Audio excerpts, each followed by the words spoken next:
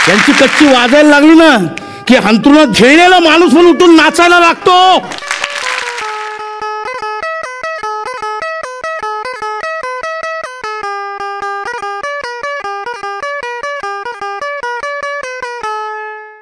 नमस्कार मंडळी, आपल्या सर्वांचा लाडका मिलिंद दादा यांच्या आयुष्यावर आधारित एक चित्रपट येतोय, तो म्हणजे वाजव रे.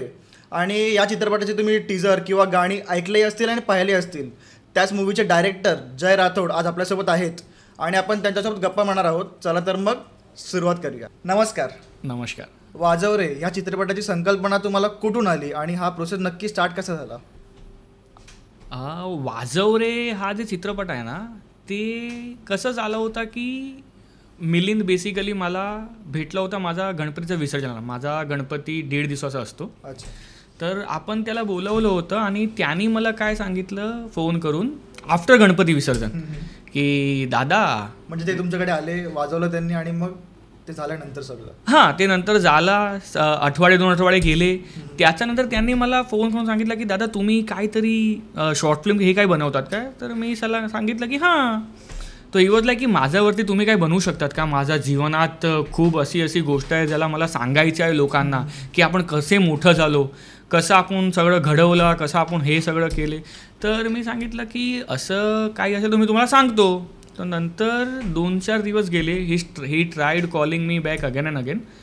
दॅन नंतर आम्ही ठरवलं की ठीक आहे, आपण 3 महिन्यानंतर की 4 महिन्यानंतर टाईम काढून आपण भेटू. तर आम्ही जेव्हा प्लॅन करतो डॉक्युमेंटरीसाठी, कारण की काय शॉर्ट फिल्म असं वस्तू कसं आहे की आर्टिस्ट शोधणं हे करणं, त्यावेळी आम्हाला असं होतं की हा टॉपिकला आपण शॉर्ट फिल्म बनवू शकतो काय. आणि प्रॅक्टिस रिहर्सल पण तेवढी वाजे ना, कच्ची डोल वाजवायचा आहे, असं नाही की फक्त ॲक्टिंग करायची आहे. तर नंतर पहिलं आपण ठरवलं की पहिलं त्याचा इंटरव्ह्यू घेऊ की त्याच्या जीवनामध्ये असं काय आहे काय ज्याचा मी डॉक्युमेंटरी पण बनवू शकतो.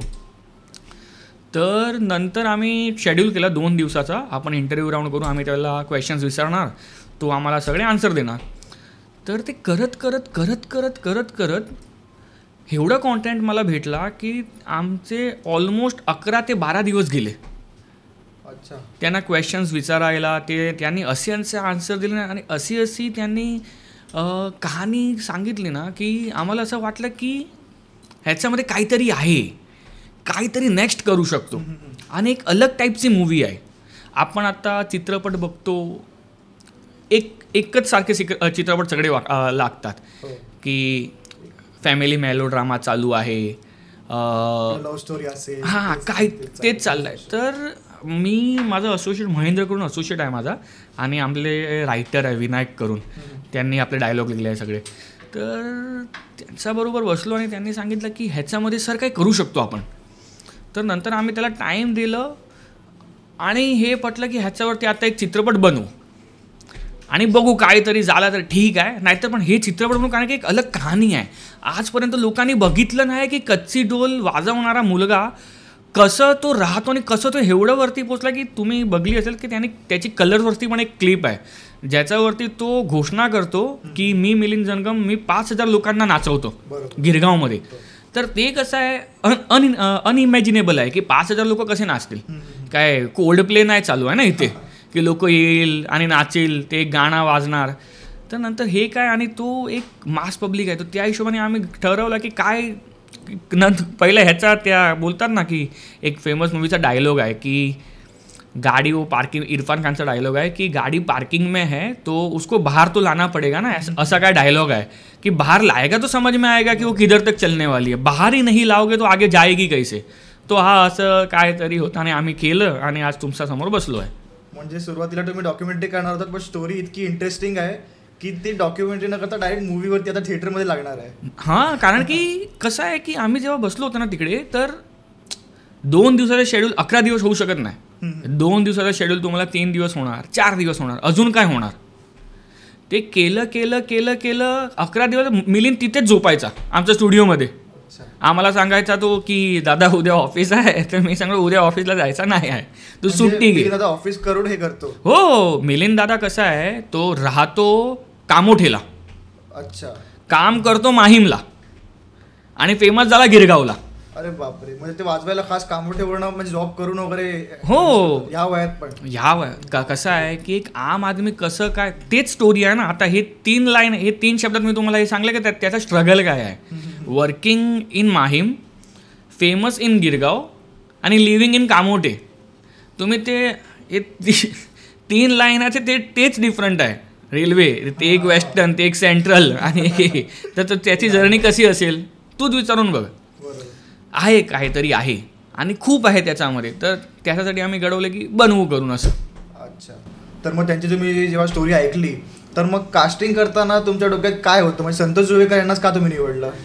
C, when I was hearing the story ना, फ्रॉम डे 1 माझ्या डोक्यात एकच होता की मला संतोष पाहिजे. ठीक आहे. आता जेव्हा मी त्याची स्क्रिप्ट लिहायला सुरुवात केली after hearing all his interviews, कारण की संतोषचा कसं आहे की we know Santosh as an hero from Moriya. ठीक आहे. फेमस चित्रपट त्याचा मोरिया बोलेगा तो. त्याचा डायलॉग विजय निकम सरांबरोबर त्याचा जे डायलॉग आहे ते गणपतीचा आपले डायलॉग आहे की आपलं हे मागायला, वर्गणी मागायला, ते खूप फेमस आहे. तर माझ्या डोक्यात होतं की आपण संतोषला एकदा पिच करू. तर सगळं झालं आणि संतोषच्या अगोदर आम्ही 2-4 आर्टिस्टला अजून भेटलो. मी नाव घेणार नाही, पण त्याची डेट मला भेटली नाही. आणि मला वाटलं की आता संतोषलाच आपल्याला भेटायला पाहिजे, कारण की संतोषसारखा परफेक्ट ॲक्टर, परफेक्ट कास्ट ह्या रोलसाठी भेटणार नाही. He was the first choice. He was the first choice always. But नंतर काय असते, डायरेक्टर प्रोड्युसर हे सगळ्यांचे पण चॉईस असते ना की आपण. पण आय फोर्स डॅम की आपण संतोषला भेटू आणि त्याचे रिहर्सल करून, आणि आय वॉज प्रिटी शुअर की Santosh will do best only. तर त्याने त्याचं बेस्ट दिलं पण आहे. He was very good with the rehearsals also. कारण की काय, ह्या मूवीत फक्त ॲक्टिंग नाही आहे, फक्त रोल की माझा रोल काय आहे हे नाही आहे. कच्ची वाजायला पण यायला पाहिजे. कारण की लोक हुशार आहेत आजच्या जमान्यात. आजची पब्लिक आहे, जेनझी आहे. ठीक आहे. की काही वाजवलं ते लोकांना कळतं की बाई काय वाजवतो आहे. तो त्या हिशोबाने ते वाजवणं पण खूप गरजेचं आहे की हां तू कमसे कम त्याला मिमिक कर बरोबर. म्हणजे संतोष दादांनी या मूवीसाठी कच्ची डोल वाजवणं पण शिकलाय. हो, कारण की मिलिंदचा कसं आहे बघ, मिलिंद फक्त कच्ची नाही वाजवत. मिलिंद फेमस कशासाठी आहे, त्याच्या प्रेझेन्ससाठी. कच्ची तर सगळेच वाजवतात, किती लोक आहेत वादक जे कच्ची वाजवतात. मिलिंदचा काय आहे, त्याचा जे फेमस त्याचे स्टेप्स आहे ते एक साईड ढोल करून असं वाजवायचं, ते काठी उडवतो, डोक्यावर ते ढोल घेतो, ते सगळं प्रॉपर तरीकेने प्रॉपर मिमिक करणं पण खूप गरजेचं आहे. कारण की आपण पिक्चर कोणावर बनवतो आहे, एक अशा व्यक्तीवर ज्याची प्रेझेन्स खूप ते इम्पॉर्टंट आहे. मिलिंदचा कसं आहे, मिलिंद कुठे वाजवायला आला ना तर लोक मिलिंदच्या प्रेझेन्ससाठी हे करतात की मिलिंद आला काय, मिलिंद दादाला बघायला येतात. हां, मिलिंद आला काय. आता जेव्हा आम्ही शूटिंग करणार होतो ना त्याच्या अगोदर आम्ही I guess somewhere in 2024 only, before Ganpati 2023 पाद्यपूजन होता फोर्टला. मी 2-4 मुलांना पाठवले होते माझे की तुम्ही फोर्टच्या पाद्यपूजनला जावा आणि बघा मिलिंदचा काय क्रेज आहे काय तिकडे. कारण की आपण मूवी बनवतोय, आपल्याला माहीत असायला पाहिजे ना की आपण ज्याच्यावर मेहनत करतोय त्याचा काय क्रेज आहे की नाही आहे, की आपल्यालाच वाटतंय की त्याचा क्रेज आहे. तर माझे 2 एडीज आहेत, त्यांना मी पाठवलं तिकडे आणि देवर लाईक की सर एक इन्सिडेंट झाला तिकडे की आम्ही उभे आहोत आणि पाठी कोणीतरी एक गँग विचारतात मिलिंद आला काय. तर that was a confirmation where we agreed की हां पीपल नोज हिम की मिलिंद आहे काय. बरोबर. कारण बाकी सगळे बीट्स तुम्ही बघाल तर तिकडे बीट्सची नावं असतात सो अँड सो, पण इथे खास मिलिंदाराच्या नावाने तर म्हणजे पथक आहे, म्हणजे कच्ची वादन, आणि त्याला बघायला खास लोक लांबून येतात. करेक्ट. आता तुम्ही मला सांगा मिलिंदचा बँजोचं नाव काय आहे. तेच आहे ना, मिलिंदचा बँजोचं नाव आहे ते आहे Shri Swami Samarth musical banjo group. अच्छा, हे मला आता कळतंय. हां, ते त्याचं बँजोचं नाव आहे. पण लोक त्यांना कशाला बोलवतात, मिलिंद येणार आहे, गिरगावचा लाडका मिलिंद येणार आहे आणि मिलिंदच वाजवायला पाहिजे. आता फॉर एक्झाम्पल उद्याच मी कोणाबरोबर बोलत होतो, मला बोलत होता की अरे मिलिंद बुक करायचं आहे, करून देना. मी बोलो डायरेक्ट फोन कर ना. तर मी थोडं असं त्याला बोलणार, असं कर तसं कर. तो बोलते नाही तो माझं बोलणं झालं, तो मला बोलतोय की दादा मी ऑफिसमध्ये आहे, मी येऊ शकणार नाही आणि मी यार पैसे खर्च करतो, मला मिलिंदच पाहिजे. अरे पण तसं नाही होत ना. तर लोकांना कसं आहे, मी पैसे देतो, मला असं की माझं सॅटिस्फॅक्शन कुठे आहे की मिलिंद वाजवणार ना तर आपल्याला छान हे होणार, कारण की त्याची प्रेझेन्सच तशी आहे. He is not less than a celebrity. हां, he is not less than a celebrity for mass people. आपलं पब्लिक काय, मिलिंदचा पब्लिक काय, जो गणेश उत्सव आपल्या फेस्टिवलमध्ये पाद्यपूजनमध्ये, विसर्जनमध्ये, पाठपूजनमध्ये, आता तर ट्रॉली पूजन पण आली आहे, सगळे ह्या गणेश फेस्टिवलमध्ये जे लोक येतात ना, जे लोक रस्त्यावर नाचतात, आपल्यासारखे लोक, मी स्वतः जातो चिंतामणीला नाचायला, ठीक आहे, या वर्षी मला चप्पल पण हरवलं होती तिथे, ठीक आहे, तर मला माहिती आहे की माझी पब्लिक ते आहे, मिलिंदची पब्लिक ते आहे, त्यांना आवडेल की त्यांच्यासारख्या एक आदमीवर एक चित्रपट बनवलाय. बरोबर. तर आपल्यातलं एक कोण असेल तर त्यांना असं हां, कारण की ते प्रेझेन्स कशी सिमिलर वाटते की यार काय चांगला माणूस आहे. तुम्ही किती वेळा बघितलं असेल की तू कोणा तरी भेटेल, डायरेक्ट तू एवढं ग्राउंडेड आहे, डायरेक्ट पाय पडणार, हे करणार ते करणार. एकदा मला सांगतो, माझे पाय पडले, मला दादा माझी उमर तेवढी नाही आहे, मी 30 वर्षाचा एक मुलगा आहे, तू माझा पायो पडू नकोस. बोलताय नाही दादा असं नाही तसं. तो ग्राउंडेड व्यक्ती आहे. आणि म्हणजे मी जेव्हा फर्स्ट टाइम त्यांना भेटलो होतो ना, तेव्हा फर्स्ट टाइम भेटून पण असं वाटलं नाही की पहिल्यांदा भेटतोय, कारण त्यांचं इतका बोलका स्वभाव आहे ना की असं वाटतं की अरे इनको तो बहुत पहले से जानता हूं मैं, असं एक होतं. तर मग सेटवरती पण त्यांचं असं होतं का? नाही. एक सांगतो, मिलिंदला आम्ही सेटवरती बोलवला नाही. कारण की कसं आहे की आर्टिस्ट कधी कधी कसं असतं की त्यांना प्रेशर येते, अरे या तो स्वतः उभा आहे, मी त्याचे मिमिक बरोबर करणार काय. आता मिलिंदला आम्ही, आता जे गणपतीचं गाणं जे लॉन्च झालं आहे, आला रे आला गणपती आला, त्याच्यामध्ये आम्ही मिलिंदला बोलवलं होतं की मिलिंद आपण तुझी पण उपस्थिती देऊ सॉन्गमध्ये, की एक बाजूला संतोष उभा आहे, एक बाजूला मिलिंद तू उभा आहे, असं करून. पण नंतर आम्ही ते कट ऑफ केली, कारण की आम्हाला असं होतं की ते आर्टिस्टला प्रेशर नको की तू कसं करणार असं करून. तर मिलिंदला आम्ही डायरेक्ट मेकअप ग्रीन रूममध्ये पाठवलं, बोलला की तू तिथेच बस. नंतर काय त्याचा आम्ही सेटवरती हे नाही केलं आहे, जास्त त्याला इन अँड आउट नाही करवलं आहे, की we were avoiding Milind from the sets only because we do not want to give pressure to our artist, त्या हिशोबाने. ओके. आणि जसं तुम्ही आता म्हणालात की तुम्ही सुद्धा आगमनाला विसर्जनाला नाचायला जाता वगैरे, तर गणेशोत्सवाशी तुमचा संबंध काय? कारण आपल्या चित्रपटात गणेशोत्सव आणि गिरगावचा राजा हे खूप इम्पॉर्टंट रोल प्ले करतं. कसं आहे की बघा, गणेश उत्सव कसा आहे की एक लाईनात मी सांगणार तर कसं आहे की आपल्या कॅलेंडरमध्ये 12 महिने असतात, ठीक आहे, त्याच्यात 1 महिना माझा. घरात स्पष्टपणे मी सांगतो, बघा 11 महिने काम केलं, 11 महिने तुमचं ऐकलं, आता हा महिना माझा बड्डे पण येतो आहे, गणपती पण येतो आहे, हा महिना माझा. आगमनचे अगोदरचे 10 दिवस आणि आगमनच्या नंतरचे 2 दिवस ते सगळे माझे, मला कोणी विचारणार नाही. मी खालती झोपणार मंडपमध्ये, आमचा क्रिशवी हाईट सार्वजनिक मी क्रिशवी हाईटला राहतो, तर तिथे आमचं मंडल सगळं खूप काम, मी ट्रेझरर भाई तिथे. आता नाही आहे, आता मी सुला, कारण की काम खूप आहे आणि आपण ते तेवढं काही ध्यान देऊ शकत नाही. तर तिथेच झोपणार मंडलमध्ये, तिथेच कामं करणार आणि कुठे जायचं नाही. सकाळी काम करायचं नाही, ऑफिसला सगळी सुट्टी आणि तिथेच काम करायचं. गणपती कसा एक सॉफ्ट कॉर्नर आहे की गणपतीमध्ये आपण गणपतीला टाईम नाही दिलं, आपण आपली मजा नाही केली, बाप्पालाही. कारण की कसं आहे की साऊथ मुंबईमध्ये एवढे प्रख्यात गणपती आहे, ऑल ओव्हर मुंबईमध्ये एवढे प्रख्यात गणपती आहे की आपण तिथे, आता तुम्ही खोटं मानणार, आम्ही रात्री ॲक्टिवा काढून इथे जातो, वाटकोपरला जातो की आपण तिकडचे गणपती बघू, की सगळं आपल्याला कॅप्चर करायचं आहे. माझा एक वेडा फ्रेंड आहे, ॲटलिस्ट तो दरवर्षी आम्ही ॲक्टिवावरती at least we see not less than 200 गणपतीस. 200 Ganpati in not in one night भाई, तेवढं नाही, 2-4 नाईट मारली आणि बघितलं. आणि ते दरवर्षाचा कार्यक्रम आहे, दरवर्षीचा कार्यक्रम आहे ते. कारण कसं आहे की एक सॉफ्ट कॉर्नर आहे. गणपती आपल्याला पाहिजे, नाचायचा म्हणजे नाचायचा. गिरगावचा राजाला सकाळी 8ला जायचा, रात्री 8ला घरी यायचा, बिल्डिंगचा गणपती विसर्जन मिरवणूक चालू करायची आणि नंतर घरी झोपायचा लालबागचा राजाचा दर्शन करून. आमचा, कारण की ते त्यांचा रूट सेमच आहे, सिक्कानगरने जातात ते, त्या हिशोबाने. ओके. तर गणेशोत्सव आणि गिरगावचा राजा हे आपल्या चित्रपटात म्हणजे कितपत पाहायला मिळणार आहेत? मीन्स समज ना, व्हिज्युअल्स किती आहे गिरगावच्या राजाचं असेल, स्क्रीन टाइम किती असेल? स्क्रीन टाइम कसं आहे की पहिलं तर तुम्ही बघितलं असेल की गणपतीची आरती आली आहे, त्याच्यामध्ये आपण गिरगावचा राजा ऑलरेडी दाखवलं आहे की आपलं. कारण की कसं आहे की मिलिंद, तुम्ही असं बघा मिलिंदची पॉप्युलरिटी काय आहे, नाव काय आहे, गिरगावचा लाडका मिलिंद. एक्झॅक्ट. त्याचं नाव तसं घडवलं आहे, कारण तो फेमस सगळीकडे आहे, पण लोक त्याला काय बोलतात, अरे आपला लाडका आला आहे, गिरगावचा लाडका आला आहे. मिलिंद कसा वस्तू आहे मी तुम्हाला सांगतो आज, की तुम्ही वेगवेगळे मंडल बघितले असेल, गिरगाव बोलणार आता हायपोथेटिकली बोलतोय, सगळ्यांना असंच असतो, असा माझा मुलगा आहे, मी माझ्या मुलगाला छानच बोलणार, बरोबर आहे, तू तुझ्या मुलगाला बरोबर बोलणार की हा परफेक्ट आहे.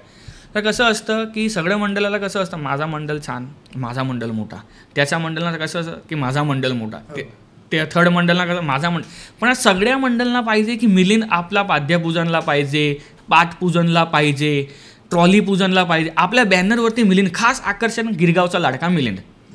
तर मिलिंद एक अशी कडी आहे ना, ते सगळ्या मंडळांना जोडत आहे. आणि त्याचा मेन मंडळ म्हणजे ज्यांनी मिलिंदला वरती आणला तो गिरगावचा राजा Milind. I guess as per his calculation and as per his commitment on the ते जे व्हायरल क्लिप आहे त्याची, तो लास्ट 25-30 वर्षापासून गिरगावचा राजाला वाजवतो.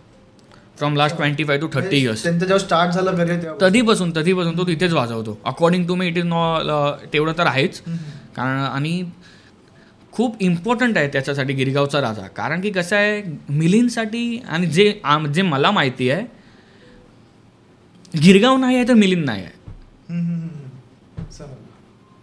आता तुझा मुलच नाही तर तू काय कामाचा, त्या हिशोबाने. तर आणि व्हिज्युअल्स आम्ही गिरगावचा आमचं कसं होतं, एक ठरवलं होतं in 2024 we are going to shoot this song Ganpati आला रे आला Ganpati in Girgaon live. We took नाही, not in the Ganpati festival, we book की आपला विसर्जनचा मला डेट आता माहीत नाही, आय गेस 7 सप्टेंबरला विसर्जन होता 2024 शायद, आय गेस, मला पण माहीत. तर आम्ही काय केलं होतं की त्याच्या 2 दिवस अगोदर सगळी परमिशन्स घेतली, from the BMC, from the police, from the everywhere, सगळे आर्टिस्ट डन झाले. पर एक ड्यू टू सम इश्यूज ते तिथे शूट झालं नाही. कारण की मला काय पाहिजे होता की गिरगावचा राजाची मूर्ती आपण ते लाईव्ह कॅप्चर करू. कारण की त्या हिशोबाने आम्ही मंडलला पण बोलले होते, गणेश लिंगायत जे त्यांचे सेक्रेटरी आहेत. तर गणेशजीने मला सांगितलं पण की असं आहे तर मी डिफरंट मूर्ती आपण बनवू, की आपला राजा येणार आहे मूर्ती आहे पण सेम ॲज इट इज. हां, तर त्यांनी they have not created different type of मूर्ती जस्ट फॉर द मूवी, त्यांचं काय असेल. पण त्यांनी मला सांगितलं, असं कन्फर्मेशन दिलं की तुम्हाला ह्या वर्षी डिफरंट मूर्ती भेटणार दिसायला. हा यावर्षी आम्ही काय वेगळं करत आहे. तो we were very happy saying मूर्ती की हा एक डिफरंट लुक आला आहे. पण ड्यू टू सम इश्यूज ते असं. आणि नंतर अजून एक तुम्हाला गोष्ट सांगतो ह्याच गाण्याची. हा गाणा शूट झाला on the first day of the schedule. आला रे आला first day of the hectic schedule first day Ganpati बाप्पाच्या गाण्यावरती आम्ही केली. आता काय झाला की नॉर्मली कसं असतं की तुम्ही काय नवीन मूवी नवीन शेड्यूल करतात ना, तो first is very hectic in our industry, की लोक येतात, त्यांना स्टेबल व्हायला टाईम लागतं. हा गाणं होता डेचा, आला रे आला गणपती आला. It was meant to be shoot in day. नंतर टाईम एवढं हे झाला नाही, माझ्या DOPला आर्ट आवडला नाही, त्याचा प्रोडक्शन डिझाईन एवढं आवडला नाही की डेमध्ये यार जय सर आपण कसं करू, हे काही दिसत नाही आहे आणि कसं करू असं की डेमध्ये. तर काय घडवलं काय माहीत, ते शूट रात्री झालं आणि तो इतकं ब्युटिफुल दिसतो आहे. After setting up all the lights and every पूर्ण आम्ही लोकेशन पूर्ण लाईट करून टाकले, पूर्ण लोकेशन लाईट करून टाकले की इट शुड बी लाईक. आणि ते जे मूर्ती तिथे जे आम्ही बनवली आहे ना, ते थर्मोकॉलची मूर्ती आम्ही बनवली गिरगावच्या राजाची. थर्मोकॉलची मूर्ती आहे. आणि ते पण आम्हाला कोणी रेफरन्स दिला, मी रेश्मा ताईला कॉल केला होता, रेश्मा खातू जे आहे आपले, त्यांना मी कॉल केलं आणि त्यांना मी पिच केला की मला एक मूर्ती बनवायची आहे. कारण की मी रेश्मा ताईला 1-2 वेळा मी बोलून केलं आहे की आपल्याला एक त्याचा पहिलं मी गिरगावचे राजा जे मेन मूर्तिकार आहे राजन साहेब, आय गेस त्यांचं नाव राजन, तो त्यांना पण मी विचारलं, पण ते थोडे बिझी होते त्या दिवशी की आणि ते कसे होते त्यांना की साडू मातीची मूर्ती बनवायला टाईम लागणार. When I was talking to him ना, तो आम्हाला साडू मातीची मूर्ती बनवायची होती. पण नंतर प्रोडक्शन डिझायनरने सगळ्यांनी सांगितलं की साडू मातीची मूर्ती बनवणार, आपण हलवू कसं, शूटिंगला हलवायला टाईम लागला ना. तर मला रेश्मा ताईला सांगितलं की तुम्ही थर्मोकॉलची बनवा, तेच तुम्हाला प्रॉपर काय बोलते युजर फ्रेंडली असेल. तर आम्ही थर्मोकॉलची मूर्ती बनवली गोरेगावला आणि त्याला ट्रान्सपोर्ट केली, शूटिंगमध्ये आणली आणि नंतर ते शूट झालं. तर मग ही शूटिंग नक्की झाली कुठे होती? आपली हा शूटिंग झाली SL स्टुडिओ करून एक स्टुडिओ आहे, तिथे पूर्ण शूटिंग आम्ही तिथेच केलं. ते कुठे आलं? ते चेंबूरला कुठेतरी आलं. म्हणजे गोरेगाव टू चेंबूर ही मूर्ती आणली होती. हो, टेम्पोमध्ये आणली, 2 टेम्पो लागले मूर्ती आणायला. मूर्ती तेवढी ह्यूज पण आहे ना, कारण की आम्हाला तेवढा साईज पण पाहिजे होता बाप्पाचा, की ॲज इट इज साईज. आपले गिरगावचे राजा किती 22 फूटचे आहे पहिल्यापासून, की आपण ते तर आम्हाला तेवढीच हाईट पाहिजे होती, की आपले 20-22 फूटचे, कारण की ते काय ह्यूज दिसतात ना कॅमेरेमध्ये पण, त्या हिशोबाने. तर आम्ही त्याला थर्मोकॉलमध्ये बनवलं आणि डायरेक्ट शूट केलं. मूवीचं शूट करताना असा कोणता एखादा क्षण होता का जो तुम्ही विसरूच नाही शकत? एक क्षण होता आणि तो पूर्ण 1 टेक झाला. अच्छा. Single shot. आम्ही काय मल्टिपल सेटअप कॅमेरा लावतो ना, तर एडिटमध्ये ते कट होतात, हो. पण ते दोघी कॅमेरे 1 शॉट केले. ओ. एक सीन आहे, आता तुम्ही चित्रपट बघणार ना तुम्हाला कळणार. एक सीन आहे टेरेसमधलं, जिथे आपण बघतो आहे की मिलिंद संतोष, एक क्षण असं येतो की आता काय मी जास्त बोलू, पण मिलिंद तुटला आहे. संतोष ॲज अन कॅरेक्टर आपण हे बघतो की मिलिंद तुटला आहे, आणि एक सीन आहे ज्याच्यामध्ये गौरव आणि संतोष एक सीन करत आहे, वेअर मिलिंद इज एक्सप्लेनिंग की मला या ढोलशिवाय वाजवायला शिवाय काही येतच नाही. आणि ते गौरव आणि संतोषने एवढं छान केलं की मी कट बोलू शकलाच नाही. अच्छा. आणि तो पूर्ण 1 शॉट गेला. त्यांनी ते एकदम फीलनी त्या झालं असेल. एवढी छान फिलिंग आली ते त्यांनी ॲक्ट केलं की आय एम स्टील सरप्राईज की काय सीन झाला होता ते. आणि त्याच्यावरती DOPची लाईटिंग त्या सीनवर अप्रतिम. ते कट झालं. मी संतोषला बोललो की भाई आज मजा आली. संतोषने बोललो की आज मजा आली. गौरव बोलतोय सर प्रॉपर झाला की नाही, बोलतो एकदम परफेक्ट. नंतर तो असं सर अजून एक घेऊ काय, अरे मी बोला तर नंतर अजून एक घेतलं. पण त्या सीनचे 3 शॉट झाले, तिघेही 1 शॉट. अच्छा. तिघेही 1 शॉट. त्या दिवसाची वाईबच वेगळी होती. वेगळी. आणि ते कसं झाला होता की ऑलरेडी डिले झाला होता, पॅकअप करायचं आहे, कारण की नेक्स्ट डे कशी 9ची शिफ्ट लागली, तर नेक्स्ट डे पण लोकांना 9 वाजता यायला लागतं, तर फ्रेश व्हायला पाहिजे ना. तो ऑलरेडी 9:30 झाले होते. तो विवरला आहे की अजून एक पूर्ण सीन बाकी आहे, कसं संपणार 15 मिनिटात. आणि तो सीन म्हणजे खूप इम्पॉर्टंट सीन आहे, म्हणजे तो सीन पूर्ण मूवीची जान आहे. अच्छा. की मी पूर्ण first half I played on that scene, I waited for that scene, की ह्या सीनवरती आपण कसं पोचू. ओके. फर्स्ट हाफ जे मी पूर्ण लिहिलं ना, ते असं लिहिलं की ह्या सीनवरती पोचायचं आहे, त्या हिशोबाने आपण त्याचा बॅक स्टोरी आपण क्रिएट करू, कारण की मला त्या सीनवरती पोचायचं आहे. तेवढा तो सीन स्ट्रॉंग आहे. आणि तो त्यांनी 1 शॉट दिले. 1 टेक. अरे within 15 minutes I was like Brijesh भाई पॅकअप करा. ही वॉज लाईक अरे वा झालं. मी हो झालं, आता फटाफट निघा, घरी निघा. We are very happy. That is the beautiful scene. तुम्ही बघणार ना, खूप छान सीन आहे. असं. तुम्ही तुमचं पहिलं चित्रपट हे मराठी का निवडला? पहिल्यावर मला हे सांग, माझी मराठी कशी आहे. अरे एकदम जबरदस्त आहे.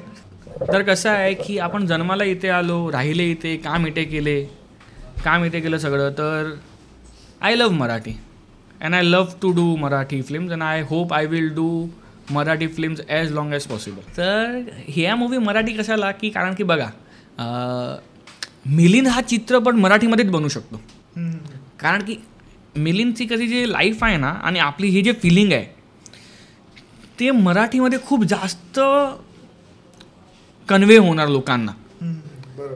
की कन्व्हिन्स पॉवर कुठे आहे, ते रिजनलमध्ये जास्त आहे आपल्या मराठीमध्ये. याच मूवीला आपण हिंदीमध्ये बनवणार ना, तर कसं होणार की ऑडियन्सला पोचणार की नाही पोचणार. ऑलरेडी एवढी बिग बॅनर फिल्म्स जी येत आहे हिंदीमध्ये, फील पण नाही येणार, आणि मिलिंदचा चित्रपट तेवढं लोकांबरोबर पोचणार नाही ॲज इन हिंदी, असं मला वाटलं की आपण मराठीमध्ये बनवू, कारण की हिंदीमध्ये ऑलरेडी बिग बॅनर्स येतात. नंतर आता मल्टिप्लेक्सची किती मारामारी आहे तुम्हाला माहिती आहे मराठी सिनेमाला. ते लोकांना पकडून सांगायला लागतं की आम्हाला थिएटर दे. It is very difficult now to make a proper release, but we have somehow made sure की आपलं रिलीज प्रॉपर होऊ. तर आता मोरया मूवी नंतर आत्ता हा मूवी येतोय जो गणेशोत्सवाशी इतका रिलेटेड आहे, तर त्या मूवीचा जसा इम्पॅक्ट होता तोच आपल्याला इथे पाहायला मिळणार आहे का? हां, इम्पॅक्ट तर कसं आहे ते तुम्ही गाण्यामध्ये फिलिंगवर बघितली, ते इम्पॅक्ट तर छानच आहे. ते तुम्हाला गणपतीची फील तर येणारच. आपल्या मूवीमध्ये 2 गणपतीचे गाणे आहे. ॲज ऑन डेट आपण जे शूट करत आहे आज पण एक गणपतीचं गाणं रिलीज होणार आहे. ओके. तर काय नाव आहे त्याचं? राजा. अच्छा. अजून एक गाणं येत आहे की आला आपला राजा आला, असं करून एक गाणं आहे. तर कसं आहे की इम्पॅक्ट मोर्याची जी स्टोरी लाईन होती ना ती डिफरंट होती. आपली जी स्टोरी लाईन ती डिफरंट आहे. आपली फॅमिली ड्रामा आहे, focusing on the social lives of a common man who specifically place कच्ची बँजो. की तुम्ही विचार करू शकतात काय की कच्ची बँजो वाजवणाऱ्या व्यक्तीवर चित्रपट बनू शकतो? नाहीच, विचारच नव्हता केला कधी मी. ते आहे, तर त्याची कहाणी डिफरंट असणार. तर ते कहाणी डिफरंट आहे, पण तुम्हाला इम्पॅक्ट त्याच्याबद्दल चांगला भेटेल. ओके. तेवढं मी तुम्हाला सांगू शकतो. तर हा चित्रपट जसं एका आर्टिस्टशी कनेक्टेड आहे, तर बाकी आर्टिस्टला पण ही फिलिंग येईल का? हो, येणारच ना, कशी नाही येणार. कसं आहे, हा एक अभिमान आहे. जसा मिलिंद कच्ची वाजवतो तसे दुसरे लोक पण वाजवतात. बरोबर. ठीक आहे. आता आपला अमन झाला, प्रख्यात बँजो किती आहे आपल्या मुंबईमध्ये. अमन आहे, नंतर आपलं सोनू मोनू बीट्स आहे, लालबाग बीट्स आहे, सगळे आहेत. तेजुकावाले वाजवतात छान. नंतर हे सरगम म्युझिकल बँजो, त्यांचा खूप मोठा रोल आहे मूवीमध्ये सरगम बीट्सचा. अच्छा. आरती, गणपतीची आरती जे बनली आहे ना, ते सरगम बीट्सने बनवली आहे पूर्ण. ओके. मिलिंद त्याच्यामध्ये होतच नाही. त्याला प्रथमेश गाडगे करून एक व्यक्ती आहे, त्यांनी पूर्ण आरती पूर्ण बनवून दिली आहे आम्हाला. आणि म्युझिक, आणि आपलं चित्रपटाचं जे मेन थीम आहे, टायटल जे म्युझिक आहे ते पण प्रथमेशने दिलेलं आहे. म्हणजे मिलिंदाने नाही वाजवलंय? नाही. ओके. कारण की मिलिंद अवेलेबल नव्हता. आणि I know Prathamesh from long time. He is a very good player as a percussionist. तो he does well, so he recorded everything. आणि आपण परत तुझ्या मेन प्रश्नावर येऊ की कसं आपल्यासाठी अभिमान आहे की आपल्यासारखा एक आदमी त्याच्यावरती एक चित्रपट बनला आहे, तर कसं नाही आवडणार? बरोबर. कसं नाही आवडणार? कारण की बघ, तू कॉमन मॅन आहे, ठीक आहे. तू साधा आदमी आहे, सामान्य आदमी आहे. सामान्य आदमी काय करतो, कुठे राहतो, कुठे जेवतो. तुझी कहाणी माझी कहाणी सेम आहे. बरोबर. आपण अशा माणसाला पिक्चर नाही बघत आहे जो 5 स्टारमध्ये खातो आणि राहतो. आपल्याला आवडेल त्याचा चित्रपट बघायला की आपल्यासारखा एक आदमी जो आपल्यासारखं जीवन जीवतो, त्याच्यावरती एक चित्रपट बनलाय. त्या चित्रपटात आपण स्वतःला फील करू शकतो. ऑफकोर्स करू शकतो. कारण की कसं आहे, स्ट्रगल कसं आहे की स्ट्रगल सगळ्यांचं वेगवेगळं असतं, पण कुठेतरी एक आहे ना, एक मिडल पॉईंट असतं की हां, की असंच स्ट्रगल माझ्या लाईफमध्ये पण झाला आहे. आणि मी तुला गॅरंटी देऊ शकतो, जेव्हा तू हा चित्रपट बघणार ना, तर मिलिंदच्या लाईफचं जे सोशल स्ट्रगल आहे ना, फॅमिली स्ट्रगल, ते दर एक माणसाच्या स्ट्रगलमध्ये आहे, दर एक कॉमन मॅनच्या स्ट्रगलमध्ये आहे. ओके. कारण की you have to face that. तो फॅमिली ड्रामा तू नाही करणार ना, तुला माहीतच नाही की फॅमिली कशी चालते. It is very difficult. तू फक्त इमॅजिन कर ना की तू कच्ची ढोल वाजवतो, ठीक आहे. किती आवक असणार कच्ची ढोलमध्ये वाजवण्यावर हे वादकाची. ऑलरेडी आपण कोणाची टिप्पणी करू नको, ठीक आहे. त्याच्यानंतर तू कामाला जातो माहीमला, तिथे तुझा पगार 10-15 हजार रुपये आहे. नंतर तू ट्रॅव्हल करतो गिरगावला, तर तुझं स्ट्रगल काय झालं, तू घरी किती टाईम दिलं. बरोबर. घरच्यांचं पण वेगळं असतं, टाईम द्यायचं. ठीक आहे. तर आता तर कसं आहे की टाईम त्याचा गेला स्ट्रगलचा. आता तो प्रख्यात पण झाला आहे, पण जेव्हा तो प्रख्यात नव्हता तेव्हा काय, टाईम लागतं एक स्वतःचा एक हे बनवण्यासाठी, एक प्रेस्टाईज स्वतःची एक लेगसी बनवण्यासाठी एक टाईम लागतं. आता तू पॉडकास्ट करतो, तुझं नाव आहे, व्लॉगर आहे, तर तुला एक टाईम लागला हे घडवायला. असंच कोणी घडवत नाही ती हिशोबाने. तर आहे, असं आहे. ओके. आणि आपण मला वाटतं फर्स्ट टाइमच संतोष जुवेकर आणि गौरव मोरे यांना एकत्र बघणार आहोत एका चित्रपटात. फर्स्ट टाइमच आहे की आधी पण झालं असेल कधी? मला तेवढं माहीत नाही, पण आय गेस फर्स्ट टाईम आहे काय. हां, फर्स्ट टाईम आहे. पण छान, ते जुगलबंदी छान आहे त्यांची. आपण संतोष जुवेकर आणि गौरव मोरे ह्या दोन्ही कलाकारांना एकत्र बघणार आहोत. तर यांचं कसं, म्हणजे कॉम्बिनेशन कसं होतं? नाही, छान आहे. त्यांची जुगलबंदी पण छान आहे. त्यांचं गाणं बघा ना, आपलं जे आले अतिरंगी दुसरी, एवढी मजा केली त्या लोकांनी सेटवरती. आता मी काय सांगू, एवढी मजा केली की मी नंतर एकदा मी संतोषला सांगितलं की भाई बस कर, आता थोडा डान्सवर फोकस कर. काय करणार आहे, संपवायचं आहे, जास्त टाईम नाही. मतलब त्या दोघांची जुगलबंदी अशी होती की, कारण की कसं आहे की ते दोघेही मतलब असं आहे की एकासारखे आहे. दादा दादा असं काय, दादा तसं काय, दादा. तो खूप चांगले होते. बॉन्डिंग खूप छान आहे आणि हे जोडी आवडेल लोकांना. आता आपण चित्रपटाबद्दल खूप साऱ्या छान छान गप्पा मारल्या, तर आपल्या प्रेक्षकांना तुम्हाला काही सांगायचं आहे का? प्रेक्षकांना मी हेच सांगणार की कसं आहे, एक आम आदमीवर मूवी बनली आहे, तुम्ही त्याचा लाभ घ्या. बरोबर. तुम्ही या आणि तुम्ही तुमची लाईफ तुमचे स्ट्रगल त्याच्यामध्ये पाहणार हे मी तुम्हाला गॅरंटी देतो. अच्छा, मस्त. बघा आणि ते तुम्ही इमॅजिन करा की किती डिफिकल्ट आहे. आणि असं एक माणूस जो असा समजा की त्याची काही व्हॅल्यू नाही आहे, हम्म, हम्म, रस्त्यावरून पडद्यावरती हम्म, हम्म, हम्म. रस्त्यातून पडद्यावरती ते जर्नी बघा आणि एन्जॉय करा. अजून काय नाही, पण हे बघा. कधी रिलीज होतो आपला चित्रपट? 1 ऑगस्टला रिलीज होतो आपला चित्रपट. तर 1 ऑगस्टला सर्वांनी नक्कीच आपल्या जवळच्या थिएटरमध्ये जाऊन ही मूवी बघा. आपल्या मिलिंदाची मूवी आहे, आपलं म्हणून जा आणि नक्कीच तुम्हाला एक काहीतरी वेगळा अनुभव मिळेल. तर आजचा पॉडकास्ट आपण इकडेच एंड करत आहोत. तर बोला गणपती बाप्पा मोरया मंगलमूर्ती. मोरया.